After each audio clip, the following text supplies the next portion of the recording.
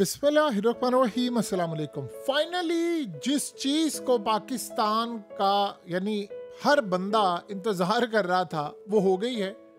India में ये जो आपकी स्क्रीन पर जनाब आ रहे हैं, इन्होंने तहलका मचा दिया। इनका नाम है विजय वादित्वर।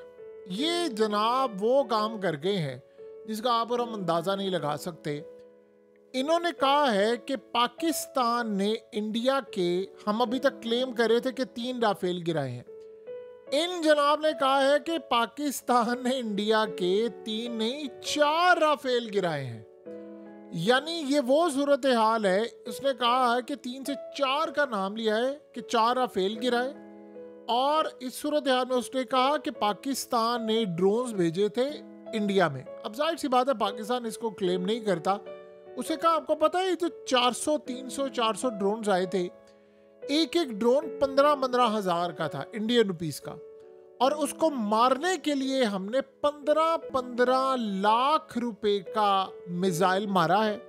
और चाइना का ग्रैंड प्लान ये था कि इंडिया की इकोनॉमी को भी नुकसान पहुंचाए, इंडिया के मिसाइलों को भी कम करें।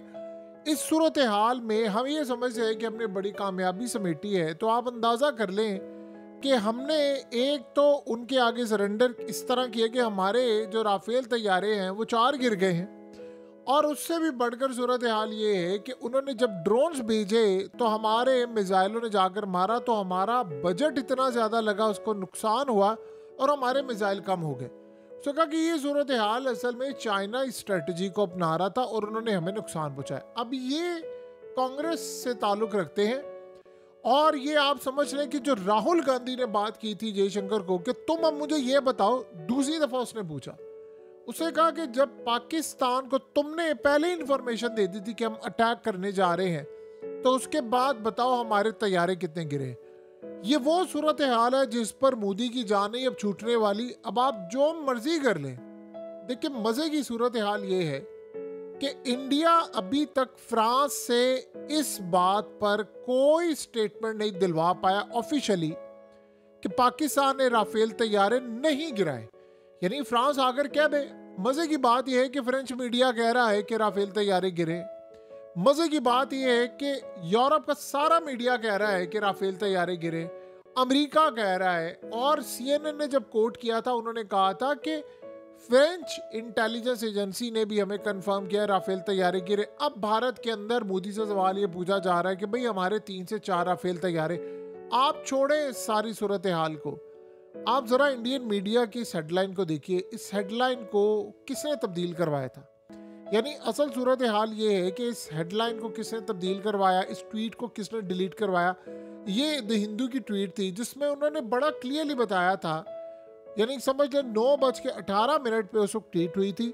और इस ट्वीट के अंदर उसने कहा था कि 3 के करीब इंडियन जेट्स क्रैश हो गए जम्मू कश्मीर में, अखनौर, रंबान और पंपूर एरिया के अंदर।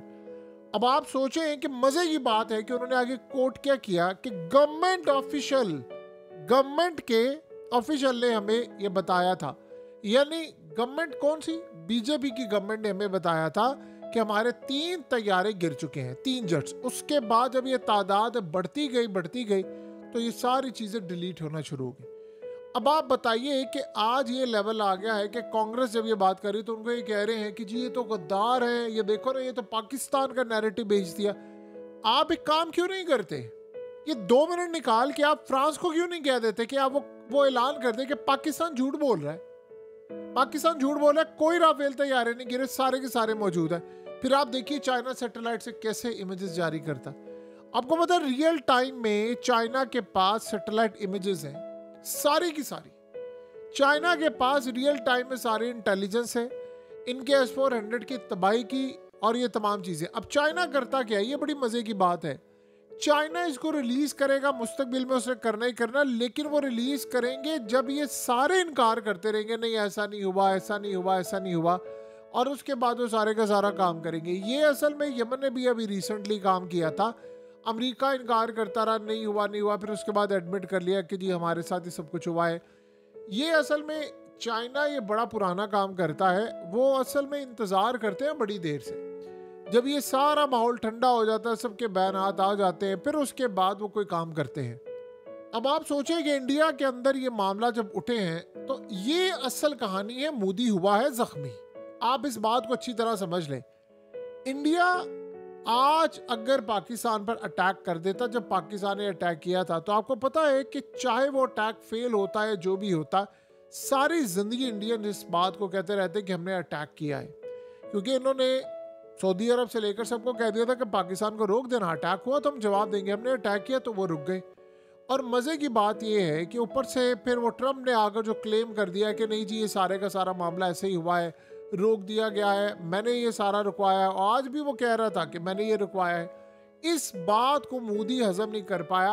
और अब जो सूरत हाल सामने आ रही है वो आप बड़ी क्लियरली देख सकते हैं कि इजराइल ने कहा है कि एक तो वो पूरे का पूरा गजा टेक ओवर करने वाला आज से, और ईरान पर अटैक करने की तैयारी है, और वो इंडिया को पुश कर रहे हैं कि तुम भी जंग में कूदो। और आप देखेंगे सूनर लेटर इन्होंने जंग में इंडिया को ले आना है।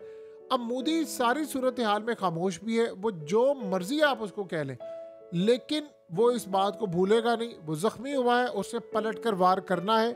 देखिए उनको क्या लगता है, इंडिया के पॉइंट ऑफ व्यू से जरा आप ये बात समझे, वो ये समझते हैं कि हमने पाकिस्तान की कई मिलिट्री बेसिस पर अटैक किया और उसके बाद हम बड़े सही जा रहे थे, हम ड्रोन्स भी भेज रहे थे, ठीक है, हमारे राफेल तैयारी गिरे, हम उसके बाद मजीद अटैक करने वाले थे। अब वो अटैक जो करने वाले थे वो ज़्यादा खतरनाक था, लेकिन ट्रम्प बीच में आया। अब सवाल ये है कि क्या इंडिया अगली दफ़ा डोनाल्ड ट्रम्प की बात मानेगा या कोई रास्ता ऐसा क्रिएट करेगा जंग शुरू करने के लिए? ये सबसे बड़ा सवाल होगा जो देखने वाला होगा। और यहाँ पर असल कहानी ये होगी कि देखिए अभी तक तो डोनाल्ड ट्रम्प ने कह दिया था कि भाई हमला करना है तो हम ये कर देंगे, तुम्हारे साथ हम वो कर देंगे। इंडिया इस पर बाज आ गया। अगर इस सूरत हाल में इंडिया को इस बात की अश्योरिटी मिल जाए अमेरिका के अंदर कि ठीक है डोनाल्ड ट्रम्प साथ मजम्मत भी कर देगा लेकिन ये मामला होगा, अब उनको क्या चाहिए? उनको अब एक चाहिए एक ऐसा हमला या एक सीज फायर, ये दो चीज़ें उनको चाहिए। और ये इस दफ़ा याद रखिएगा, पहलगाम हमले के बाद उन्होंने टाइम लिया था, इस दफ़ा वो बड़ा क्विकली काम कर देंगे।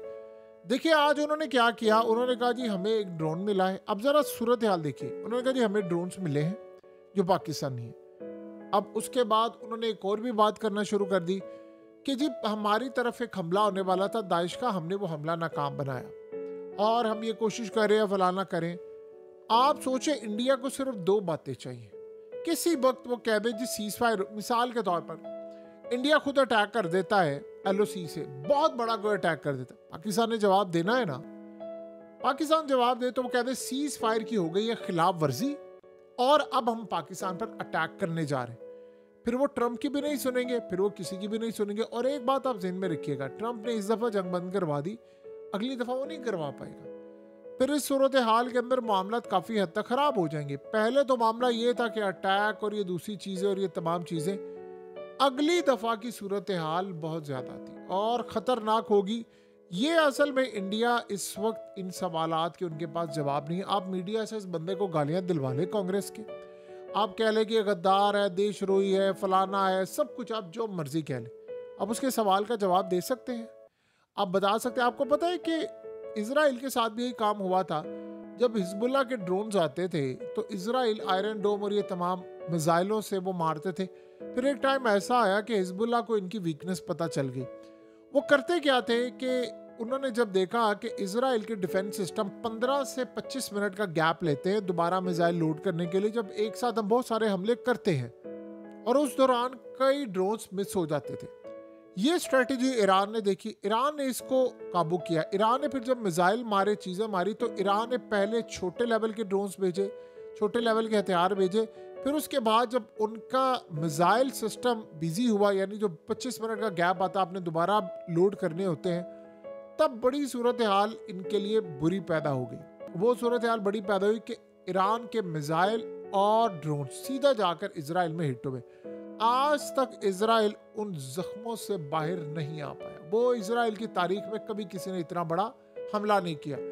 यही वो सूरत हाल है जो अब तक हमें होती नज़र आ रही है। लिहाजा इस वक्त यही वो एक्टिविटीज़ है, यही वो सारे का सारा काम है जो भारत के अंदर हुआ है। भारत ये कह रहा है कि जी पाकिस्तान ने ड्रोन मारे, पाकिस्तान ने कहा नहीं मारे।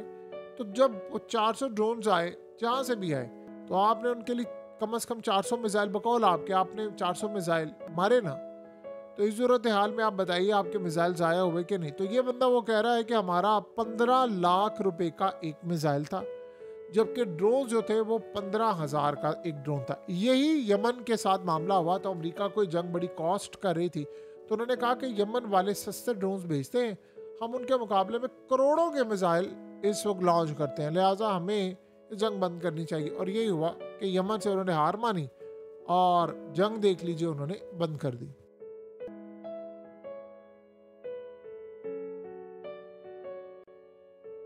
हकीकत टीवी को सब्सक्राइब करना मत भूलें, वीडियो को लाइक करें, शेयर करें और कमेंट सेक्शन में अपनी राय का इजहार ज़रूर करें।